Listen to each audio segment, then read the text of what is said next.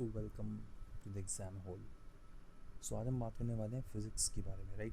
हम BPSC prelims के बारे में लेक्चर ले रहे हैं एंड हम बात करेंगे आज के लेक्चर में फ़िज़िक्स के बारे में, राइट। एंड देखते हैं कितना कवर हो पाता है। फिज़िक्स हम कंप्लीट करेंगे, उसके बाद हम लेंगे केमिस्ट्री एंड देन फिर बायोलॉजी लेंगे, राइट। और ये लास्ट डे रिवीजन नोट्स हैं एंड रिवीजन है, like it's kind of revision lecture just because of only 60 something, it's 60 days remaining, right. तो हमें उसमें करना है पेज पे, राइट। तो let's start the topic now. सबसे पहले हम बात करने वाले हैं मैकेनिक्स की, ठीक है। तो फिज़िक्स में मैकेनिक्स की बात करेंगे। सबसे पहले मैकेनिक्स में वर्क आता है, फोर्स आता है, प्रेशर आता है, एनर्जी आता है, पावर आता है, राइट। एक एक करके सबको देखेंगे। देखो, एक छोटा सा नोट है यहाँ पे, क्या कि भाई यहाँ पे ना जैसे लाइक कुछ भी फॉर्मूला वगैरह उसमें अच्छे से नहीं लिखा, तो मैं क्या करूँगा, यहाँ पे मैं एग्जैक्ट फॉर्मूला लिख दूँगा एंड जो अपडेटेड PDF है ना, वो अपने टेलीग्राम चैनल पे सेंड कर दूँगा, वहाँ से आप डाउनलोड कर सकते हो उसको, ठीक है। So let's start the topic right now. बाकी अच्छे समझना, समझ सब कुछ आने वाला है, एक भी कुछ नहीं छूटने वाला, ठीक है, सब कुछ समझने वाला है। सबसे पहले हम बात करेंगे मैकेनिक्स क्वेश्चन जो है बीपीएससी फोकस करता है हैविली किस पर, डेफिनेशंस पे, उसकी SI यूनिट पे, सोलर एंड वेक्टर क्लासिफिकेशन पे एंड प्रैक्टिकल एप्लीकेशन सिनेरियोस पे। ऐसा बिल्कुल भी नहीं है कि जिसने पहले कभी पढ़ा ही नहीं उसको समझ नहीं आने वाला, सब कुछ समझ में आना है, बिगिनिंग से समझ में आएगा, राइट। तो कोई भी लाइट सपोज मुझे एक वर्क दे दिया कि वर्क क्या है, तो इसको डिफाइन करना है। बीपीएससी इस पर फोकस करता है कि डेफिनेशन क्या है वर्क की, उसकी SI यूनिट क्या है। जैसे कि हमारा होता है ना, जैसे लेट सपोज भी मेरा नाम अभिषेक गुप्ता है, तो गुप्ता इज़ अ सरनेम, ठीक है।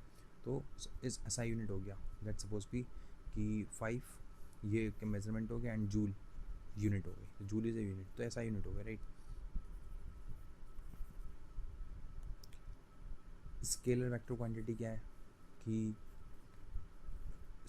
यहाँ पे वेक्टर में डायरेक्शन भी होगा प्लस मैग्नीट्यूड भी होगा, ठीक है।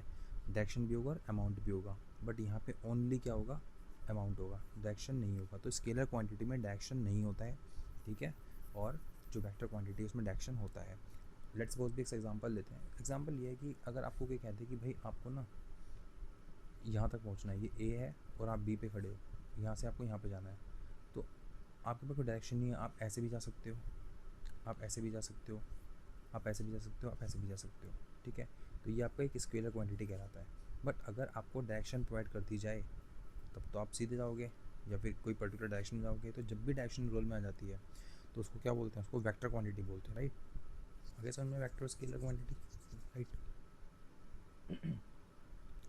तो प्रैक्टिकल एप्लीकेशन सिनेरियोस भी देखेंगे कि क्या प्रैक्टिकल है एप्लीकेशंस है, ठीक है।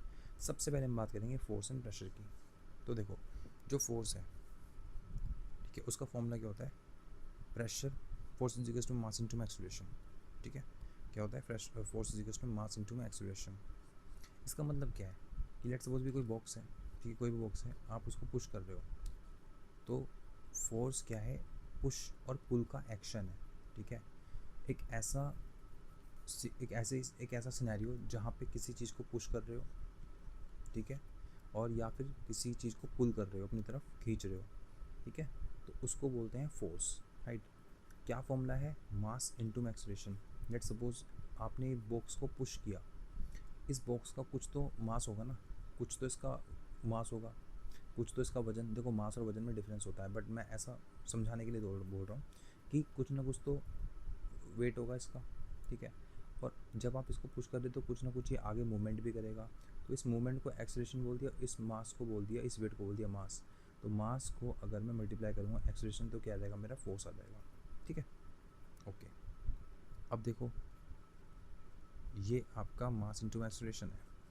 जितना ज़्यादा वजन हो जाएगा उतना ज़्यादा मुझे फोर्स बढ़ाना पड़ेगा, ठीक है भाई। जितना ज़्यादा आपका वजनदार चीज़ होगी उतनी ज़्यादा ही आपको फोर्स लगाना पड़ेगा ना, उतना ज़्यादा परिश्रम करना पड़ेगा उसको आगे धक्का देने के लिए, मूव करने के लिए, राइट, ओके। तो फोर्स क्या है, एक्सटर्नल एजेंसी, एक एक्सटर्नल फोर्स है, ठीक है, एक्सटर्नल एजेंसी है, सॉरी। ये डब्बा यहीं का यहीं पड़ा रहेगा, अगर कोई इसे ना अपनी तरफ खींचे ना अपनी तरफ ना धक्का दे, ठीक है। अगर कोई इसे आके धक्का नहीं देगा या अपनी तरफ नहीं खींचेगा तो तब डब्बा क्या है, यहीं का यहीं पड़ा रहेगा। तो इसलिए क्या बोला है, एक्सटर्नल एजेंसी है दैट चेंज और टेंड टू चेंज, ठीक है, जो कि चेंज कर देगी और चेंज करने की काबिलियत रखती है स्टेट ऑफ रेस्ट और uniform motion of a body. कोई भी बॉडी है जो इसकी स्टेट है रेस्ट वाली, अभी रेस्ट में था, इसको चेंज करने की काबिलियत रखती है, एक एक्सटर्नल एजेंसी है force. It is a vector quantity. क्या है वेक्टर क्वांटिटी? जस्ट बिकॉज, क्यों वेक्टर क्वांटिटी? क्योंकि आपने इसको धक्का दिया यहाँ पे, तो आपको पर्टिकुलर ये कहाँ सरकेगा, ये इधर ही सरकेगा, तो जिस डायरेक्शन में आप उसको पुश कर रहे हो उसी डायरेक्शन में ये मूव हो रहा है, तो डायरेक्शन आ गई, आगे डायरेक्शन, और जहाँ भी डायरेक्शन आ जाती है क्या आ जाता है, वेक्टर क्वांटिटी जाता है। ठीक है, तो फोर्स किसका एग्जांपल है? फोर्स एग्जांपल है वेक्टर क्वांटिटी का।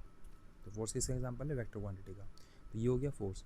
अब ये काटो, इसको लिख दो, फोर्स इज इक्वल टू में मास इनटू में एक्सेलरेशन। ठीक है, force is equal to mass into में एक्सेलरेशन। इसकी एसआई यूनिट क्या है? न्यूटन। ठीक है, क्योंकि इसको न्यूटन ने डिफाइन किया था, तो इसलिए न्यूटन इसकी एसआई यूनिट हो गई। अब बात करते हैं प्रेशर की। तो प्रेशर को हम पी से रिप्रेजेंट करते हैं। अब ये फोर्स, ये प्रेशर क्या है? ये भी एक तरीके का फोर्स है जो कि एक्ट कर रहा है परपेंडिकुलरली पर यूनिट एरिया।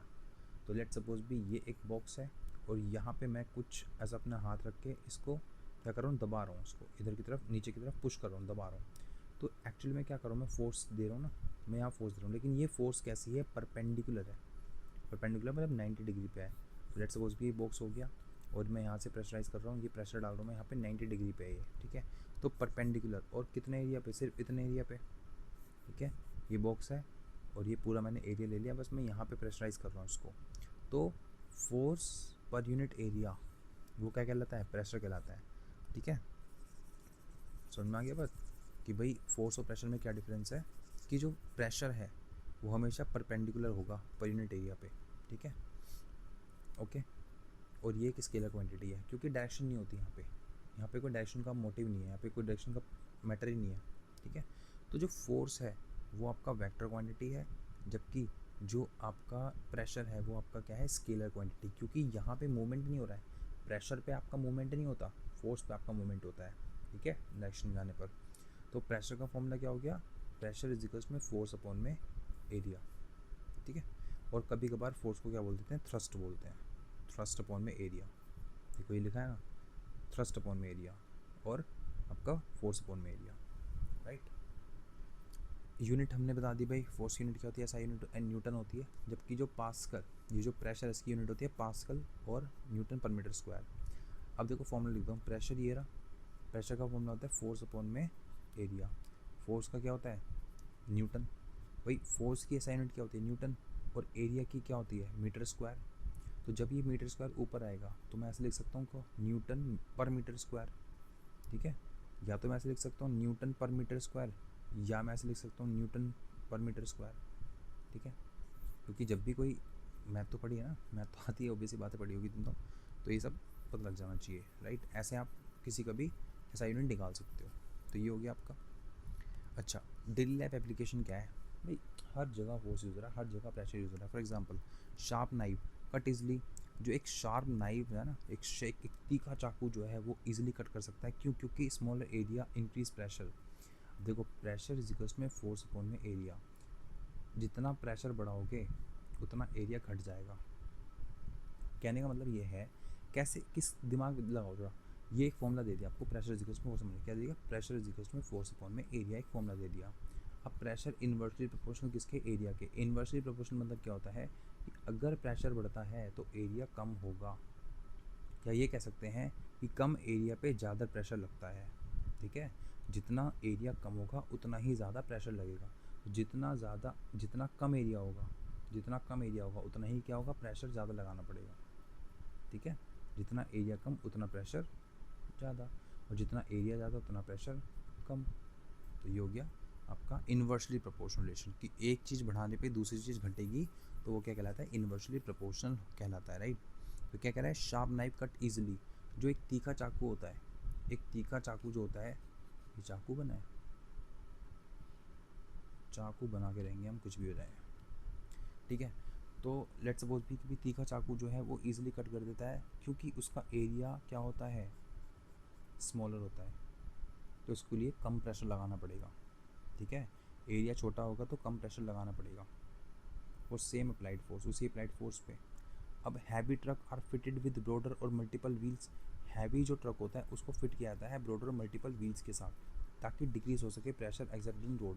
भाई अगर मान लो इतना हैवी ट्रक है बड़ा सा, और छोटे छोटे टायर लगा दिए, वो तो प्रेशर इतना जाएगा कि अंदर हो ही नहीं पाएगा, चलेगा नहीं। इसलिए हैवी ट्रक पे बड़े बड़े टायर लगाते हैं, वो भी एक नहीं 2-2 लगाते हैं टायर एक जगह पे पर्टिकुलर, ठीक है, जिससे कि टायर बस्ट होने से बच जाता है और रोड सिंक होने से बच जाती है। लेट्स सपोज भी इतना बड़ा वेट है और आप क्या करोगे, इतने 2 टायर पे टिका दिया, तो या तो रोड धंसेगी या फिर ये टायर फटेगा, तो एक चीज़ होगी। इसलिए ट्रक के टायर बड़े बड़े होते हैं, वो भी 2-2 होते हैं, ताकि सरफेस एरिया इंक्रीज़ कर जाए, ठीक है। ये हो गया इतना, तो ये एप्लीकेशन हो गई आपकी, राइट। देखो, pressure inversely proportional to area, ठीक है। एक छोटा सा एरिया है, यहाँ पे प्रेशर ज़्यादा लगाना पड़ेगा कम लगाना पड़ेगा। पहले इतना बड़ा एरिया था, ये एरिया बड़ा था, तो जब एरिया बढ़ा तो प्रेशर कम लगाना पड़ रहा था, ठीक है। एरिया बढ़ा था, प्रेशर कम लगाना पड़ रहा था, बट अब एरिया घट के छोटा हो गया तो प्रेशर ज़्यादा लगेगा, क्योंकि प्रेशर इनवर्सली प्रोपोर्शनल किसके है, एरिया के है, राइट, ठीक है। I hope you understand now. Now move, work energy power की बात कर लेते हैं। तो वर्क को W से डिफाइन करते हैं, ठीक है। वर्क को किससे डिनोट करते हैं, W से। Product of component of force in the direction of displacement and magnitude of the displacement, ठीक है। तो वर्क क्या है, वर्क इज इक्वल्स टू में फोर्स अपॉन में फोर्स इंटू में डिस्प्लेसमेंट, ठीक है। वर्क इज इक्वल्स में फोर्स इंटू में डिस्प्लेसमेंट होता है। क्या मतलब है कि जो फोर्स, जो वर्क है, कार्य क्या है, मतलब वर्क बोलते हैं ना कार्य, तो कार्य क्या है, वर्क कैसे डिफाइन करोगे आप। वर्क को डिफाइन करने के लिए आपको, लेट सपोज भी यही बॉक्स दोबारा ले लेते हैं हम, इस पर आपने फोर्स लगाया, ठीक है, हमने फोर्स लगा दिया इस पर, और इसके अंदर क्या हो गई, डिस्प्लेसमेंट हो गई, तो मल्टीप्लाइड बाय डिस्प्लेसमेंट, यही क्या है, वर्क है। अगर लेट सपोज भी आप फोर्स लगा रहे हो बट डिस्प्लेसमेंट हो नहीं रही है, तो फोर्स लगाई डिस्प्लेसमेंट नहीं हुई, डिस्प्लेसमेंट नहीं हुई तो काम नहीं हुआ, ठीक है। आप कुली हो और कुली अपने सर पे कुछ चीज़ रख के खड़ा हुआ है 50 घंटे 60 घंटे, बट वो काम नहीं हो रहा है, क्यों, क्योंकि वहाँ पे मूवमेंट नहीं है, वहाँ पे डिस्प्लेसमेंट नहीं है। तो वर्क होने के लिए साइंस की लैंग्वेज में डिस्प्लेसमेंट मतलब एक जगह से दूसरी जगह जाना ज़रूरी होता है, ठीक है। तो क्या फॉर्मूला हो गया वर्क का, वर्क इज इक्वल में फोर्स इंटू में डिस्प्लेसमेंट, क्या हो गया, फोर्स इंटू में डिस्प्लेसमेंट। तो काटो इसको, वर्क इज इक्वल में फोर्स इंटू में डिस्प्लेसमेंट, ये आपका डिस्प्लेसमेंट हो गया, ठीक है। अच्छा, डिस्टेंस और डिस्प्लेसमेंट में क्या फ़र्क है, ये जो डिस्टेंस है, ठीक है, डिस्टेंस मतलब होता है कि आपका कोई ना डायरेक्शन नहीं होती, ठीक है, कोई डायरेक्शन नहीं दी होती डिस्टेंस में। लेकिन जब भी डिस्प्लेसमेंट की बात आ जाएगी ना, तो यहाँ पे आपको डायरेक्शन मैंडेटरी है, क्योंकि इसका अगर हम बात करें डिस्प्लेसमेंट की, तो ये क्या है, शॉर्टेस्ट डिस्टेंस, ठीक है। देखो आई नो कि थोड़ा जल्दी समझाना पड़ रहा है, जस्ट बिकॉज कि रिवीजन लेक्चर है भाई, ठीक है, वरना इतने बड़े बड़े लेक्चर होते हैं उसमें अच्छे समझाते। खैर समझ में फिर भी आ रहा होगा, राइट। तो शॉर्टेस्ट डिस्टेंस को बोलते हैं डिस्प्लेसमेंट, शॉर्टेस्ट डिस्टेंस को क्या बोलते हैं, डिस्प्लेसमेंट, राइट। ये इतना हो गया, चलो आगे बढ़ते हैं। अब जीरो वर्क क्या होता है, तो जीरो वर्क कब होगा, जब कुली, वही बताया, coolie carry luggage on his hand and walks horizontally. तो अब कुली ने अपने सर पे बोझा रख रखा है और वो सीधे चले जा रहा है, ठीक है, वो क्या कर जा रहा है, सीधे चले जा रहा है। तो अब यहाँ पे क्या है कि वर्क इज इक्वल में फोर्स इनटू में डिस्प्लेसमेंट, ठीक है। यहाँ पे कोस 90 डिग्री हो रहा है। अब देखो इतना डीप में जाओगे तो फिर तो हो गया। When a satellite revolves around the अर्थ, जब सैटेलाइट रिवॉल्व कर रही है अराउंड द अर्थ, तब भी कोई काम नहीं हो रहा साइंस की लैंग्वेज में। जब कोई कुली जो है अपने सर पे बोझा रख के मूव कर रहा है आगे की तरफ, भी कोई काम नहीं हो रहा, ठीक है। क्यों नहीं हो रहा, इसका आंसर ऐसा होता है कि कोस 90 डिग्री जो होता है वो ज़ीरो के इक्वल होता है, ठीक है। तो जब भी मैं अगर क्रॉस हटा के अगर मैं फोर्स इनटू में क्या कर दूँ, फोर्स डिस्प्लेसमेंट कोस 90 लिख दूँ, ठीक है, तो क्या होगा कि 90 तो ज़ीरो हो जाएगा, तो वर्क इज इक्वल टू में क्या हो जाएगा, ज़ीरो हो जाएगा, वर्क इज में क्या हो जाएगा, ज़ीरो, ठीक है। तो बस इतना ध्यान रखना कि ज़ीरो वर्क क्या होता है, ज़ीरो वर्क क्या होता है कि जब कुली कैरी कर रहा है लगेज को अपने सिर पे और वो चल रहा है सीधा, हॉरिजॉन्टली चल रहा है, ठीक है, कोस 90 डिग्री हो जाएगा और ये ज़ीरो बनाता है। And then satellite revolve around the earth, ये दूसरा एग्जांपल है कि जब सैटेलाइट रिवॉल्व कर रही है अर्थ, ये अर्थ है, यहाँ सैटेलाइट रिवॉल्व कर रही है, ठीक है, यहाँ से स्टार्ट हुई और वापस उसी पोजीशन पहुँच गई, तो इसका मतलब डिस्प्लेसमेंट क्या होगा, ज़ीरो हो जाएगा। भाई लेट सपोज भी डिस्प्लेसमेंट क्या है कि मान लो ये ए पॉइंट है और ये बी पॉइंट है, मैंने कहा कि डिस्प्लेसमेंट एक शॉर्टर डिस्टेंस है, मुझे ए से बी पे जाना है तो डिस्प्लेसमेंट होगा। बट अगर मैं ए से वापस जाके ए पे ही आ जाऊँ तो डिस्प्लेसमेंट क्या हो जाएगा, ज़ीरो हो जाएगा। जब डिस्प्लेसमेंट ज़ीरो हो जाएगा तो मैं इसको ज़ीरो लिख सकता हूँ यहाँ पे, फोर्स ज़ीरो, और ये आपका अगर मैं फोर्स को 0 से मल्टीप्लाई करूँ तो क्या हो जाएगा, 0 हो जाएगा वर्क, तो वर्क 0 हो जाएगा। इसीलिए सैटेलाइट जब रिवॉल्व कर रही है अर्थ के अराउंड तो वो 0 हो जाता है, वर्क डन क्या हो जाएगा, 0 हो जाएगा। एप्लीकेशन पूछ लेगा ना एग्जाम में कि भाई एक सैटेलाइट है वो अर्थ को रोटेट कर रही है, अब बताओ वर्क कितना हुआ, तो 0 वर्क हुआ। क्यों? क्योंकि डिस्प्लेसमेंट क्या हो जाएगा यहाँ पे, 0 हो जाएगा, राइट। अब हम बात करेंगे एनर्जी की, ठीक है। Now we are talking about the energy, okay. Energy capacity of doing work, काम करने की क्षमता को एनर्जी बोलते हैं। स्केलर क्वांटिटी होती है, जूल यूनिट क्या है, जूल। देखो वर्क की यूनिट भी क्या है, जूल। वर्क की यूनिट क्या है, joule. Work is equals to में फोर्स इंटू में डिस्प्लेसमेंट। फोर्स यूनिट क्या आती है, न्यूटन। डिस्प्लेसमेंट की मीटर, तो न्यूटन मीटर। ये वर्क की आपका यूनिट हो गई, ठीक है, न्यूटन मीटर, ओके। एनर्जी की यूनिट क्या होती है, जूल होती है। तो एनर्जी की यूनिट जो होती है जूल, और जबकि वर्क की भी एनर्जी क्या होती है, जूल। तो जो एनर्जी है, काम कब करोगे, जब एनर्जी होगी, तो एनर्जी इक्वल हो जाएगा किसके, वर्क के, तो इसलिए जूल कहलाएगा, राइट। अब बात करते हैं काइनेटिक एनर्जी।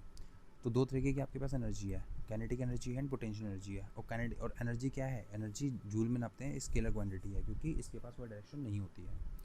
काइनेटिक एनर्जी क्या होता है कि energy possesses by virtue of motion, ठीक है।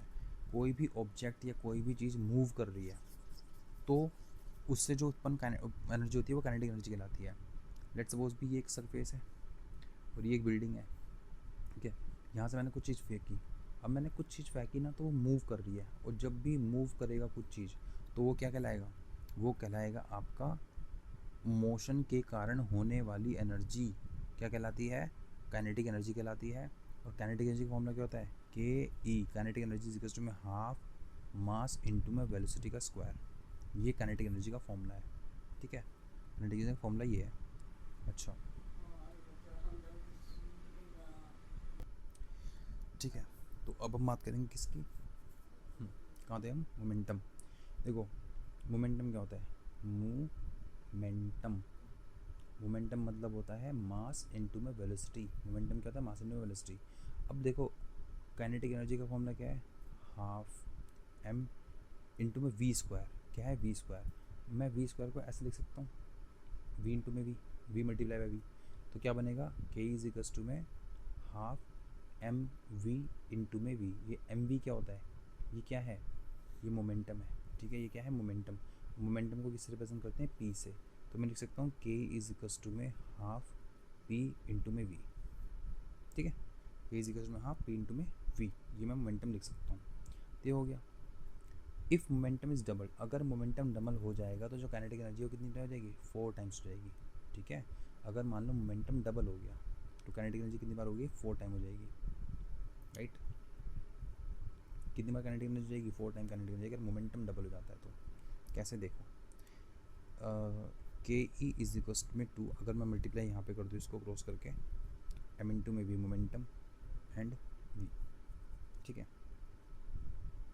यहाँ पे कह रहा है कि भाई पी एज मोमेंटम, वी के ई 2, इसको मैं दोगुना कर दूँ, अगर मैं मल्टीप्लाई कर दूँ 2 से सब में, ठीक है, तो 2 टू जो 4, काइनेटिक एनर्जी 4 और 2 मोमेंटम। तो मोमेंटम में जब दुगना कर दिया मोमेंटम को तो काइनेटिक एनर्जी कितनी हो गई, 4 टाइम्स हो गई, ठीक है। तो ये हो गया आपका। तो जब कभी मोमेंटम डबल कर दिया जाएगा तो काइनेटिक एनर्जी कितनी हो जाएगी, 4 गुना ज़्यादा बढ़ जाएगी।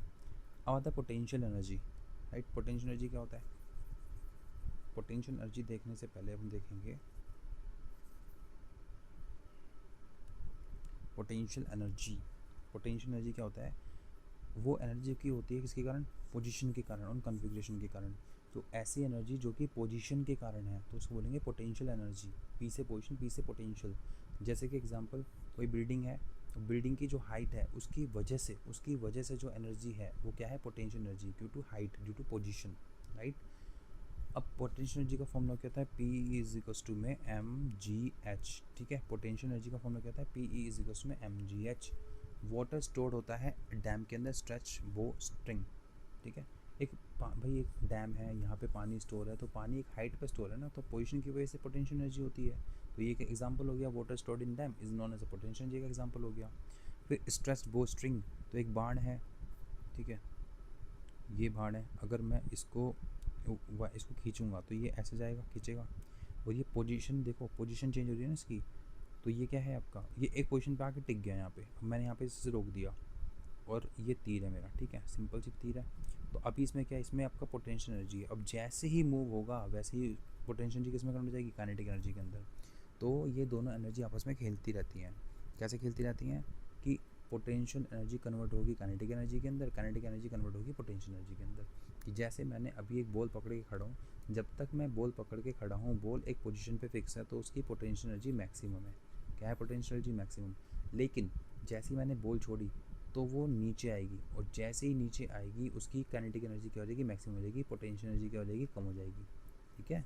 तो जब पोटेंशियल एनर्जी बढ़ेगी तो काइनेटिक एनर्जी घटेगी, और अगर पोटेंशियल एनर्जी घटेगी तो काइनेटिक एनर्जी क्या हो जाएगी, बढ़ जाएगी। ठीक है। और बढ़ना घटना तो छोड़ो, ये कन्वर्ट हो रही है आपस में इस तरीके से कि पोटेंशियल एनर्जी कन्वर्ट होगी काइनेटिक एनर्जी के अंदर, काइनेटिक एनर्जी कन्वर्ट हो जाएगी पोटेंशियल एनर्जी के अंदर, ऐसा। ठीक है। तो आई होप समझ में आ गया होगा। ठीक है। And again it's a revision class, so जल्दी से करना पड़ेगा। पावर, पावर क्या, रेट ऑफ डूइंग वर्क, मतलब किस गति से आप काम कर रहे हो। ठीक है। ये स्केलर क्वांटिटी होती है। तो हमेशा ध्यान रखना, पावर एक स्केलर क्वांटिटी है, एनर्जी स्केलर क्वांटिटी है, वर्क एक क्या है, वेक्टर क्वांटिटी है, फोर्स वेक्टर क्वांटिटी है, प्रेशर स्केलर क्वांटिटी है। बहुत इंपॉर्टेंट है यहाँ पे, ध्यान रखना। ठीक है। अब पावर इज इक्वल्स टू में क्या होता है भाई, कुछ नहीं है यार। पावर इज इक्वल्स टू में वर्क इनटू में टाइम।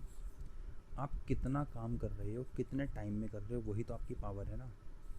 कहते हैं ना कि 1 मिनट में इतना दौड़ लिया, 2 मिनट में इतना दौड़ लिया। कोई भी एथलीट होता है तो उसको एक टाइम दिया जाता है और उसमें उसको काम करना पड़ता है, इतने टाइम में काम करना पड़ता है। तो टाइम दे दिया और टाइम के अनुसार अगर काम कर रहे हो तो वही आपकी क्या है, पावर है। ठीक है। टाइम के अनुसार काम करना को क्या कहते हैं, पावर कहते हैं। फॉर्मूला क्या होता है, पावर इज इक्वल्स टू में वर्क इनटू में टाइम। ठीक है। पावर इज इक्वल्स टू में वर्क इनटू में टाइम, राइट। समझ में आ गया। और ये पावर क्या है, स्केलर क्वांटिटी है, राइट। यूनिट क्या है, वॉट यूनिट होती है इसकी। ठीक है। पावर की यूनिट क्या होती है, पावर की यूनिट होती है वॉट, राइट। बल्ब होता है बल्ब, वॉट वगैरह। नोट, हॉर्स पावर HP एक होती है हॉर्स पावर, ठीक है, और एक होती है किलो वाट आवर, राइट। अब एक काम करना, ये जो हॉर्स पावर है, जो किलो वाट आवर है, अभी जब भी लेक्चर देख रहे हो तुरंत फ़ोन निकालो, सर्च करो इसके बारे में। ठीक है। और नंबर कुछ होगा उसको लिख लेना। ठीक है। यहाँ पे नंबर लिखना है बट इस पर फोकस मत करना, राइट। सो दैट कि लॉन्ग टाइम के लिए याद रहेगा, और जब एग्जाम में जाओगे तो आपने खुद सर्च किया होगा तो वो अच्छे से याद रह जाएगा आपको, right. Okay. Mathematical orientation of work and conservation of mechanical energy in pendulum. ठीक है भाई, ये देखो यहाँ एक, ये पेंडुलम को मैं खींच के यहाँ पे ले आया और यहाँ पे मैंने फिक्स कर दिया। इसकी पोजीशन है कुछ, इस पोजीशन की वजह से जिसमें एनर्जी है वो पोटेंशियल एनर्जी है। पोटेंशियल एनर्जी यहाँ पे मैक्सिमम है क्योंकि मैक्सिमम पोटेंशियल, मैक्सिमम पोजीशन पे अपनी है ये, तो इसलिए यहाँ पे मैक्सिमम पोटेंशियल एनर्जी है। ठीक है। अब जैसे ही मैं छोड़ूंगा तो पोटेंशियल एनर्जी कन्वर्ट हो जाएगी इसमें काइनेटिक एनर्जी के अंदर, यहाँ पे मैक्सिमम काइनेटिक एनर्जी की। फिर ये पोजीशन अटेन करेगा दूसरा जाके, फिर यहाँ पे मैक्सिमम पोटेंशियल एनर्जी होगी, फिर ये वापस आएगा काइनेटिक एनर्जी। तो ऐसे ऐसे करके पोटेंशियल एनर्जी काइनेटिक एनर्जी में कन्वर्ट होगी, काइनेटिक एनर्जी पोटेंशियल में कन्वर्ट होगी, धीरे धीरे करके ये आपका रुक जाएगा। ठीक है। ये डिस्प्लेसमेंट है, ये फोर्स है, पता है, फोर्स इंटू में डिस्प्लेसमेंट। अब देखो जो वर्क बता रहा था, वर्क इज इक्वल टू में फोर्स इंटू में डिस्प्लेसमेंट इन कोस थीटा। ठीक है। ये मैं बता रहा था, कोस थीटा की वैल्यू मैंने 1 रख दी, तो ये सॉरी कोस थीटा की वैल्यू 90 डिग्री रख दी, तो ये हो गया 0, तो इसलिए वर्क इज इक्वल में 0 हो जाता है। ठीक है। ये बताया था मैंने ऊपर, राइट। ये फोर्स है, ये बेस एंगल है थीटा, और ये डिस्प्लेसमेंट, यहाँ पे डिस्प्लेसमेंट होगी। चलो भाई, हमारा हो गया क्या, मैकेनिक्स। ठीक है। अब हम बात करेंगे मोशन एंड ग्रेविटेशन की। मोशन एंड ग्रेविटेशन भी बेसिकली हैवी टेस्ट करता है कॉन्सेप्चुअल इन्फ्लुएंस पे, drive from Newton's law and changes in value of gravity. ठीक है भाई, देख लेते हैं। सबसे पहला था न्यूटन्स का लॉ ऑफ मोशन। ठीक है। न्यूटन्स लॉ ऑफ मोशन देख रहे हैं। ये जो पहला लॉ ऑफ मोशन है न्यूटन, देखो पहले बताओ कितने लॉ ऑफ मोशन दिए है न्यूटन्स ने, तो first law, third, second law and third law, right. पहले तो फर्स्ट लॉ देखते हैं क्या होता है फर्स्ट लॉ। ठीक है भाई, केस दे देगा, पूछ लेगा, पता है कौन सा लॉ है न्यूटन का, फर्स्ट लॉ है, सेकंड लॉ है, थर्ड लॉ है, कौन सा है। तो पहले हम बात करेंगे फर्स्ट लॉ, न्यूटन्स का first law, law of inertia. ठीक है। तो न्यूटन्स के जो फर्स्ट लॉ है उसको बोलते हैं लॉ ऑफ इनर्शिया। क्या बोलते हैं, उसको बोलते हैं लॉ ऑफ इनर्शिया। तो जो न्यूटन्स का जो फर्स्ट लॉ है उसको बोलते हैं लॉ ऑफ इनर्शिया। बार बार इसलिए रिपीट कर रहा हूँ ताकि याद हो जाए। लॉ ऑफ इनर्शिया बोलते हैं न्यूटन्स के पहले लॉ को। An object remain at rest, क्या बोलता है ये लॉ, कहता है कि एक ऑब्जेक्ट तब तक रेस्ट में रहेगा जब तक कि उसको कोई एक्शन फोर्स आके एक्ट नहीं करती उस पर। जैसे कि कोई ऑब्जेक्ट है वो रहेगा रेस्ट में कब तक, और यूनिफॉर्म मोशन में रहेगा कब तक, जब तक कि कोई एक्शन नेट फोर्स रिस्पेक्ट नहीं करती। लेट सपोज भी बॉक्स है, ये तब तक नहीं हिलेगा यहाँ से जब तक इसे कोई हिलाएगा नहीं आके, ठीक है, वेरी क्रिंज वर्ड हो गया। खैर, ये तब तक मूव नहीं करेगा जब तक कोई एक्शन फोर्स नहीं लगेगी, और अगर कोई कुछ पर्टिकुलर चीज़ मूव कर रही है वो तब तक नहीं रुकेगी जब तक कि कोई एक्शन फोर्स उसको नहीं रोकेगी, ठीक है। तो जो जैसा चलता रहेगा जब तक कि उसके ऊपर कोई एक्शन फोर्स नहीं लग रही है, ठीक है। इसे कहते हैं law of inertia. Define inertia and qualitative nature of force. जो पहला लॉ है वो क्या डिफाइन करता है, वो इनर्शिया को डिफाइन करता है और क्वालिटेटिव नेचर को डिफाइन करता है फोर्स के। अब उसकी एप्लीकेशन देख लेते हैं।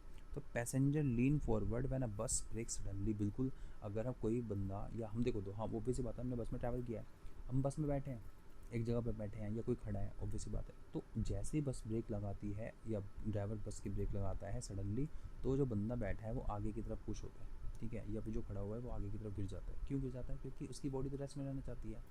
लेकिन जैसे ही उसकी बॉडी रेस्ट में रहना चाहती है, वो बस के साथ बस मूव कर रही है, वो बस के साथ भले ही मूव कर रही है बॉडी, बट वो रेस्ट में खड़ा हुआ एक जगह। लेकिन जैसे ही ब्रेक लगे सडन, वो आगे की तरफ गिर गया। क्यों, क्योंकि वो मूव करते रहना चाह रहा था, ठीक है। उसकी टेंडेंसी क्या थी, उसकी टेंडेंसी थी मूव करते रहने की, लेकिन जैसे ही ब्रेक लगा वो आगे की तरफ मूव कर गया। क्यों, क्योंकि उसकी टेंडेंसी मूव करने की थी। समझ रहे हो कहने का मतलब, एक बार दोबारा देख लो क्या है। ये कह रहा है कि भाई कोई बस में खड़ा है, ठीक है, बस में खड़ा है, कुछ सीट्स होंगी बस में, ठीक है, और ये आपका एक पोल होगा बस का, यहाँ पे कोई खड़ा है, ऐसा चल रही है बस, ये बस के साथ में चल रहा है, ठीक है भाई, ये बस चलेगी तो ये भी चलेगा ना साथ में। अब इसका पोजीशन क्या है, ये इनर्शिया क्या है इसका, कि इसकी टेंडेंसी मूव करते रहने की। जैसे ही ब्रेक लगेगा बस तो रुक जाएगी, बट इसकी टेंडेंसी क्या है, मूव करते रहने की, तो बस रुकेगी बट ये चले जाएगा आगे, राइट। तो इसे कहते हैं लॉ ऑफ इनर्शिया। कि ऑब्जेक्ट चाहता है रेस्ट में रहना, वो ऑब्जेक्ट जो कि रेस्ट में, वो रेस्ट में रहना चाहे, वो ऑब्जेक्ट जो कि यूनिफॉर्म मोशन कर रहा है वो यूनिफॉर्म मोशन ही करते रहना चाहता है जब तक कि कोई एक्शन फोर्स नहीं लगती उस पर। तो ये हो गया आपका फर्स्ट लॉ, यह लॉ ऑफ इनर्शिया बोलते हैं, ठीक है। Shaking a branch drops fruits, inertia, rest of inertia of rest, ये समथिंग है। भाई एक पेड़ है, उस पर कोई फ्रूट लटक रहा है, वो रेस्ट में रहना चाहता है जब तक कि उसको नहीं मूव करेगा कोई। तो जैसे ही हमने पेड़ की टहनी हिलाई या समथिंग कुछ भी हुआ, तो वो रेस्ट में रहना चाहता है, वो नीचे गिर जाएगा, वो नीचे आके भी गिरा रहेगा, वो नीचे आके भी रेस्ट में रहना चाहता है, इसलिए वो नीचे गिरा है, ठीक है। वो रहना ही रेस्ट में चाहता है, इसलिए वो नीचे गिरा है, ठीक है। तो ये है लॉ ऑफ इनर्शिया। आप बताए second law, law of momentum, ठीक है। सेकंड लॉ क्या है, कुछ नहीं है, force is equal to mass into acceleration है। क्या है, rate of change of momentum is directly proportional to applied force. जितना ज़्यादा फोर्स लगाओगे उतना ही ज़्यादा मोमेंटम चेंज होगा, ठीक है। उतना ज़्यादा क्या होगा, मोमेंटम चेंज हो जाएगा, प्रोवाइड करेगा quantitative formula force into mass into acceleration. जो सेकंड लॉ है, लॉ ऑफ मोमेंटम जिसे हम बोल रहे हैं, तो वो क्या है, force is equal to mass into में एक्सेलरेशन है, ठीक है। अच्छा देखो, एक्सेलरेशन का फॉर्मूला होता है वेलोसिटी अपॉन में टाइम। एक्सेलरेशन का फॉर्मूला क्या होता है, वेलोसिटी अपॉन में टाइम। तो फोर्स इज इक्वल टू में मास इंटू में वेलोसिटी अपॉन में टाइम। ये मोमेंटम बन गया ना, तो फोर्स इज इक्वल टू में आपका मोमेंटम हो गया। क्या हो गया, force is equal to momentum हो गया। एप्लीकेशन है, cricket holder pull his hand backward. एक क्रिकेट देखा होगा, जब कोई कैच पकड़ता है अपने हाथ को पीछे ले लेता है बॉल के साथ, क्यों, ताकि टाइम इंक्रीज हो जाए, जिससे कि क्या होगा, इम्पैक्ट जो है फोर्स का वो रिड्यूस हो जाएगा। जैसे कि देखो, फोर्स इज इक्वल टू में मास इंटू में acceleration, force is equal to में मास इंटू में वेलोसिटी अपॉन में टाइम, ठीक है। एक्सेलरेशन क्या है, वेलोसिटी अपॉन में टाइम है। तो अब जो फोर्स है, अगर वो फोर्स इंक्रीज करेगी तो टाइम रिड्यूस होगा।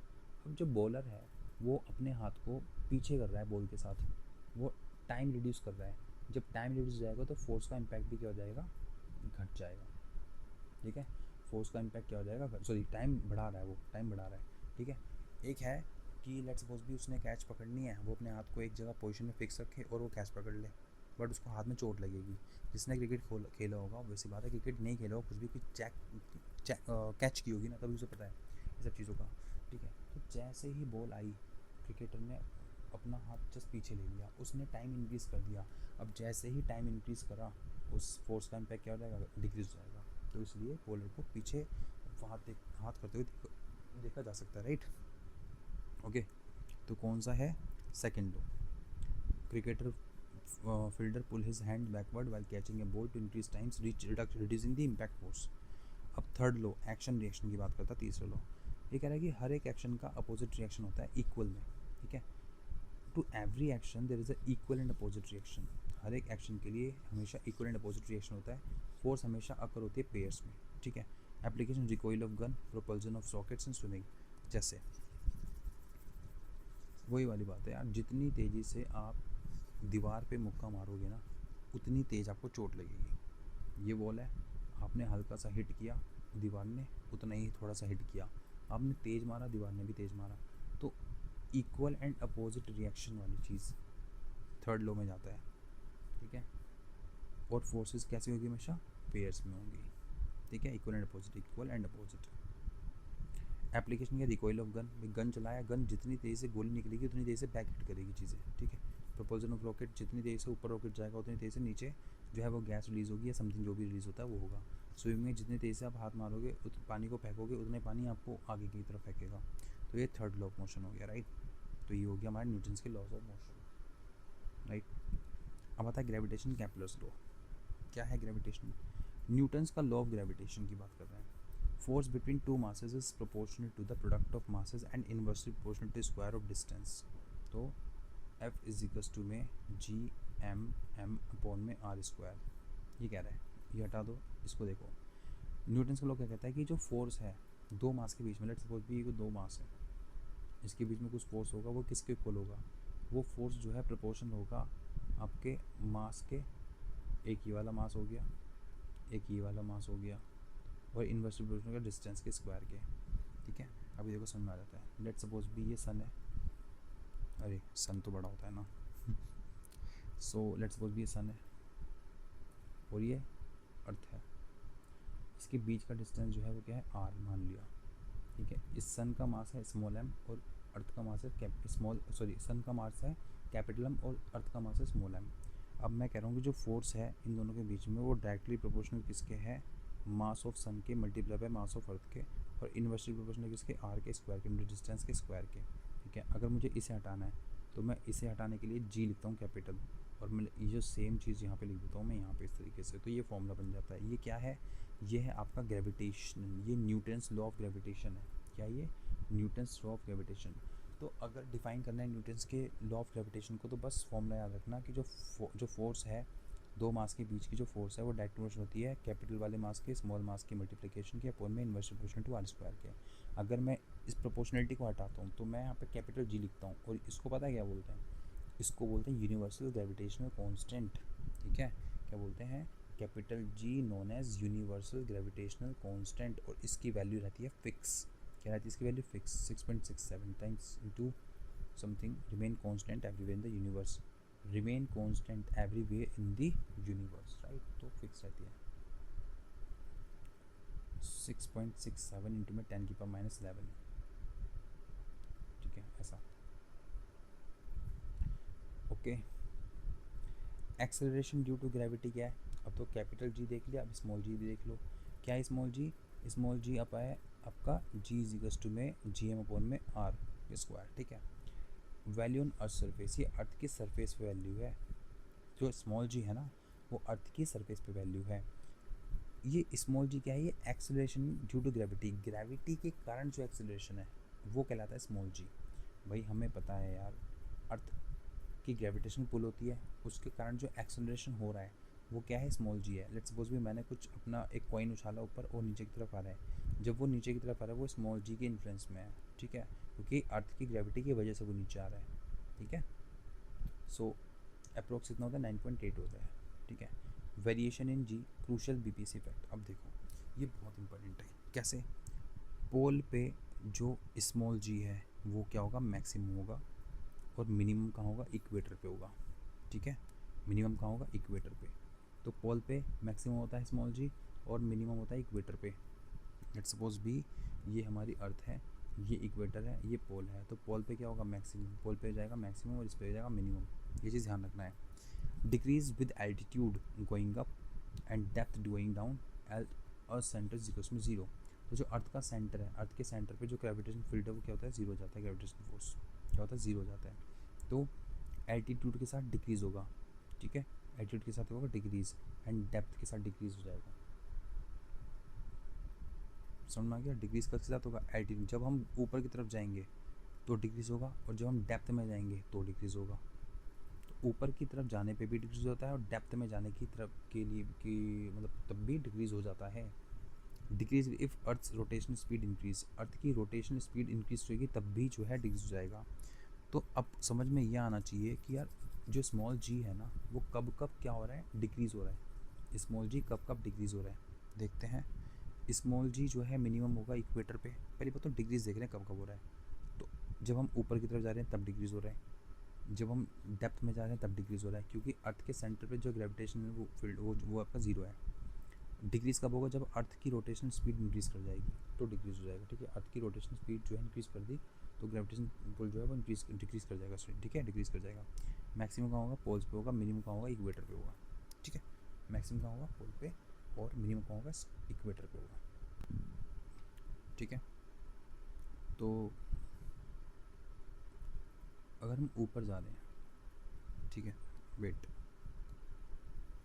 यहाँ पे थोड़ा कन्फ्यूज़न होगा। एक तरफ तो मैं ये बोल रहा हूँ कि पोल पे मैक्सिमम होगा ग्रेविटेशनल फील्ड, फिर कह रहा है कि भाई जब हम ऊपर जा रहे हैं तो डिक्रीज़ हो रहा है। देखो इसका क्या मतलब है, इसका मतलब ये है कि स्मॉल जी क्या है, ये gravity acceleration due gravity, gravity के कारण एक्सेलरेशन है। ठीक है, ये जी इंटू में एम अपॉन में आर स्क्वायर, ऐसे ही है। ठीक है, इसका फॉर्मूला यही है।